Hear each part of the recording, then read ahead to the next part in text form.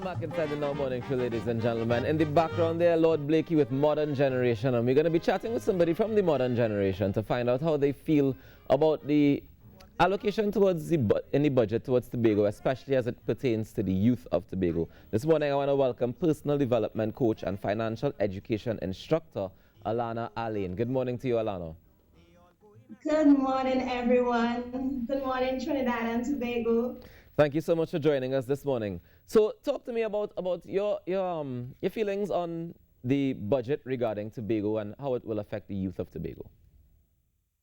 Well, to be quite honest, I think that this was a reasonable budget, to be quite honest. We could have gotten a little bit more money, right? Because when we look at it, Tobago was allocated $2.3 billion, right? And it would have represented an increase from last year, 10.5% increase from what we got last year. So that is definitely an improvement and a step in the right direction.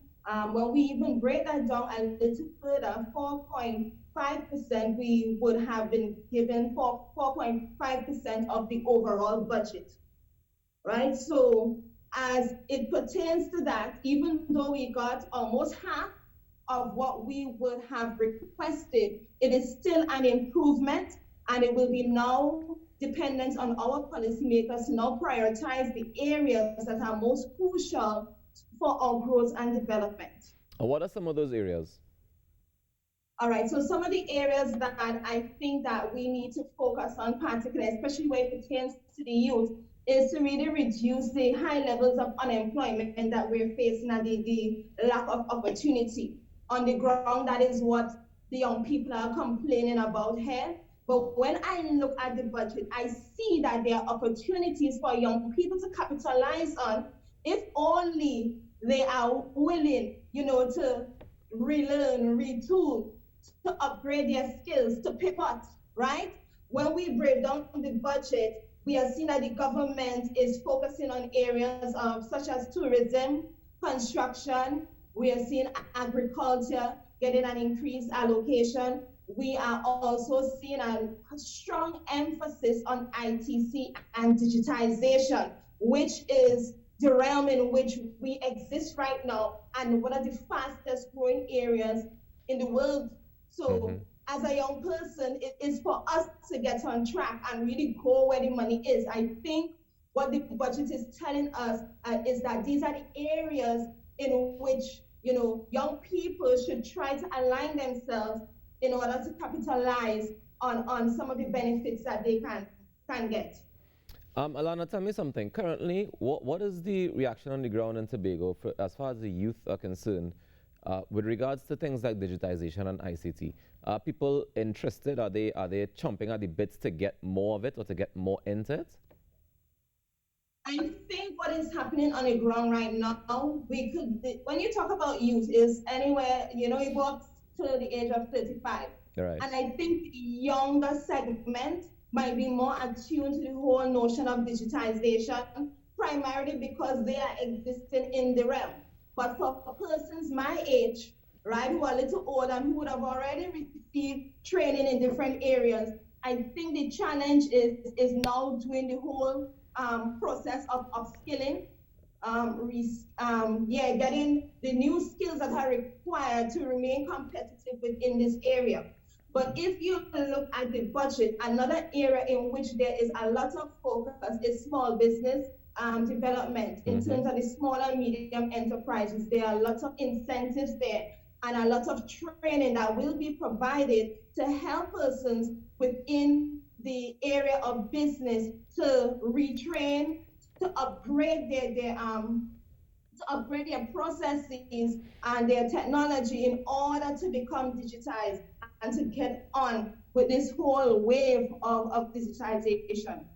Now, you mentioned something earlier about tourism being one of the focuses of one of the main points of focus for the government, especially with the budget and Tobago.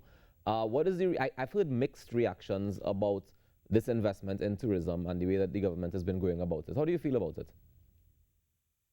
I also have a mixed reaction as well, because on one hand, We want to diversify Tobago's economy and move its dependence away from tourism. But on the other hand, it's the best place to start in terms of revitalizing our economy is to build up on what we already have, which is our tourism sector, while we try to develop other sectors. So as you would have seen in the budget, we there has been they would have increased the rooms. So we have the Marriott Hotel, I believe, coming on stream. There's also the airport that is supposed to be built in 2022.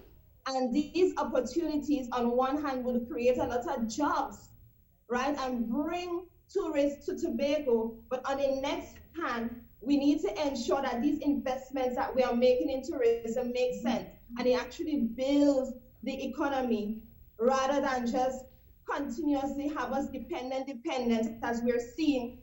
Tobago would have suffered immensely from COVID-19 and the shutting down of certain sectors, and the tourism sectors would have been one of them. Yeah. And as you, the tourism sector actually creates employment for a lot of young persons. So a lot of persons who were employed in those areas are now at home. But with these new projects coming on stream, I can see that it will create opportunities for Tobagonians if we implement the right measures for us to benefit. Alana, do you feel as though the youth have a say in suggesting or consulting with the policymakers in Tobago to be able to make some of these things happen? Of course we have a say. Because at the end of the day, these policies that they're implementing, they trickle down and they impact us. At the end of the day, it impacts us, it impacts our standard of living, it impacts our ability to eat at the end of the day. So we must have a say in it. But at the same, on the other side or the flip side, you know, the policymakers still need to do what is necessary to move the economy forward. So as much as they want to incorporate our opinion on the matter, they still need to do what is necessary for the greater good of the island. Nice. One final question before we go. I want to know, we have the THA elections coming up on December 6th. Do you anticipate a large youth vote turnout? Yes, I actually anticipate that. And I would actually want to encourage the young people to come out and vote.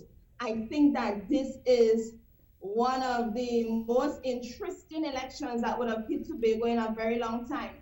And in my opinion, you have no right to say what is or comment on what is happening in the country if you don't get out there and vote. You don't have a right to complain, right? You have the opportunity to exercise, you understand? Exercise the Exercise your rights franchise. and to Yep. have a say in who runs this country, especially to take us forward to recover from the effects of COVID-19. So at this point, I want to encourage young people to go out and vote, to have your say. Let us pick the right leaders that could take us forward and to help. All right. Well, I think that we had some technological problems there, but Alana Alleyne, personal development coach and financial education instructor, encouraging the youth to come out and vote. Very get clear. the information, and I agree with her. I agree with her 100%. Come out and vote and have your say. Make your choice. We take a quick break and come back with more inside the Now Morning Show. Stay tuned.